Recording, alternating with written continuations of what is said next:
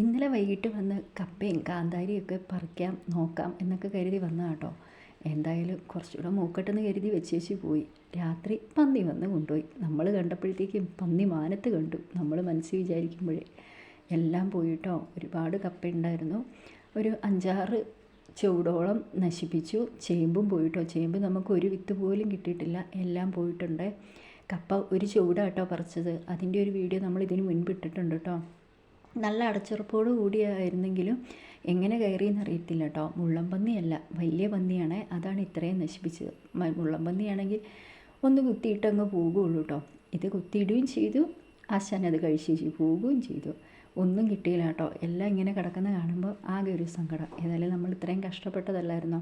കുറച്ചുകൂടെ നിന്നായിരുന്നെങ്കിൽ നല്ലപോലെ വണ്ണം വയ്ക്കുന്ന നല്ല കപ്പയായിരുന്നു കേട്ടോ. ചേമ്പ് ഒന്നും കിട്ടിയില്ല, എല്ലാം പോയിട്ടോ.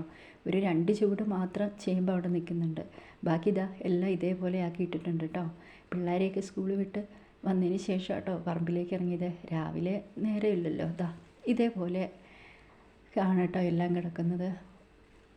എല്ലാം ഒരു വഴിക്കാക്കി വെച്ചിട്ടുണ്ട്. ഏതായാലും കവുങ്ങ് അതൊക്കെ ഉണ്ട്, അതിനൊന്നും അതിൽ ഒന്നും ഉണ്ടാവില്ലെന്ന് അവർക്കറിയാം. കഴിക്കാനുള്ളത് മാത്രമാണ് അവർ തപ്പിയെടുത്തേക്കുന്നത്. നമ്മളെല്ലാം അടച്ചുറപ്പോട് കൂടിയാട്ടോ വെച്ച്. ചുറ്റും ഇങ്ങനെ തകരത്തിൻ്റെ ഷീറ്റൊക്കെ ഇട്ട് മറച്ചിട്ടുണ്ടായിരുന്നു. പക്ഷേ എങ്ങനെ കയറിയെന്ന് അറിയില്ല കേട്ടോ. എന്നാലും പോകാനുള്ളതൊക്കെ പോയി. ഇനിയിപ്പോൾ എന്താ ചെയ്യുക.